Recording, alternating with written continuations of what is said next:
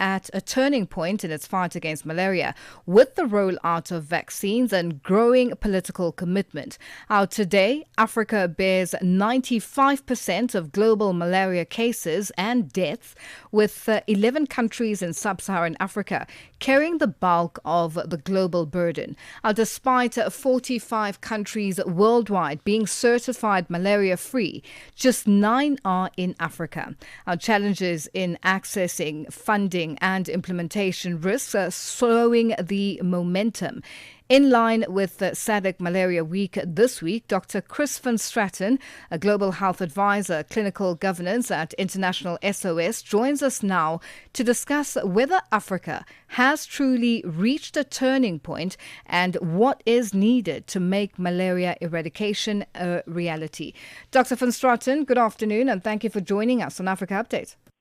Good afternoon, and Lulu, thanks so much for having me back on the show. Now, what is the latest picture of malaria in the SADC region? So, Lulu, it's a bit of a mixed bag. Prior to 2019, we in the medical and scientific community were very optimistic because we've really seen a significant reduction, not just in South Africa, but in many of the countries in the SADC region, but also in Africa and Southern Africa.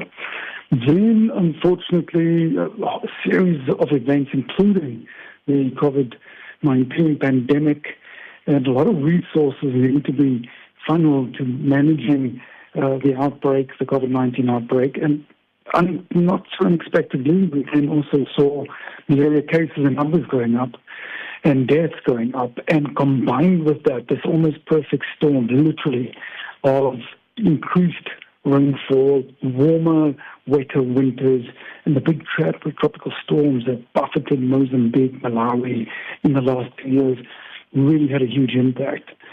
So that put us on the back foot. But as you've outlined in your intro, there's been some very astounding developments, including these new vaccines. How effective are the new vaccines for malaria, and will they be able to end malaria for good? And how long of a process are we looking at? Great questions and complex questions. The first part is the vaccines, especially RS, which came out in 2019, and R21, which was in the last 2 years. The data is looking very encouraging. Now, it's still part of studies that are being done in these different African and SADC countries. Vaccines were designed for children under the age of 5 because it's children under the age of 5 who are most at risk and that's where the highest death rate is. The results they're very encouraging, they're promising. But, and this is an important but, and I've been in this game for over 15 years now in different countries in Africa and also in parts of Asia. We're not going to win just with vaccines. We're going to win by implementing multiple strategies against a parasite and against mosquitoes that are incredibly adaptive. So it's going to be the increased surveillance, mosquito nets, and the amazing mosquito nets with medications embedded in them. It's the prophylaxis medications. It's the early detection and treatment. All these things combined over time. I think in South Africa, we have a good chance of eliminating malaria by 2030. But if we do eradicate it, we still got to make sure that our neighbors can eradicate it, because we're not eradicated in South Africa. But if it's still coming over the border from Mozambique, Zimbabwe, Botswana, then we can go back to square one. But that's, again, what the SADC Week is all about. It's that different SADC countries really stepping up, stepping forward, support each other and make a difference. Now, successful vaccine pilot programs, Ghana, Kenya, Malawi. How far can this go? You're speaking of the mosquito nets and the advanced development that some of these nets have now, and how they are protective to a certain extent. But the vaccines will play a bigger role in terms of the eradication, and also you highlight implementation by governments. What is happening when it comes to governments and their response and reaction to dealing with malaria? That's a good question. The government has been very proactive, and governments need to be proactive. It's not just the individual cost of human suffering and sickness and disease, and then ultimately death if not treated, it's economically exceedingly costly for South Africa and neighboring countries. And it's incredible to see what resources are being put into this. So the different SADC countries, they have commitments to each other, but also working with the Africa CDC, the Bill and Gates Foundation have put forward significant money, but not just funding, also expertise, and helping to drive these different initiatives.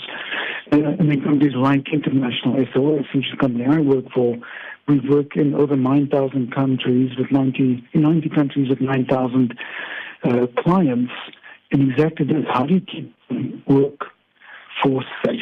And that's, again, layered. It's the education, it's the mosquito nets, it's the early detection and treatment, it's the continued surveillance that can make a big impact. So back to your first part of that question, the vaccines are a really powerful tool. And if we, through the studies, we said they're safe, they're effective, and that antibodies they help the body create they last.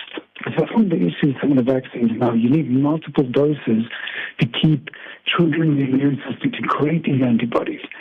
And so there's still lots of work that needs to be done there. But I just want to reiterate, there are countries, Egypt, I believe, is celebrating the fact that they've eradicated malaria. And they haven't had malaria cases for 3 years, and they've done that by implementing all those different strategies. So I think, again, it's really important for all of us to be aware of what are the symptoms and signs. Be careful when you're traveling, protect yourself, prophylaxis, and keep an eye on this vaccine space. It's exceedingly interesting and certainly holds promise.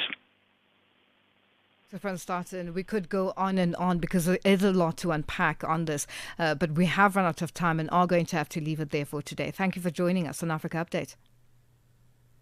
It's Dr. Chris van Straten, a Global Health Advisor, Clinical Governance at International SOS, joining us on the line. It is 12:30 and our news headlines up next with Matapelo Mahape. SABC News headlines.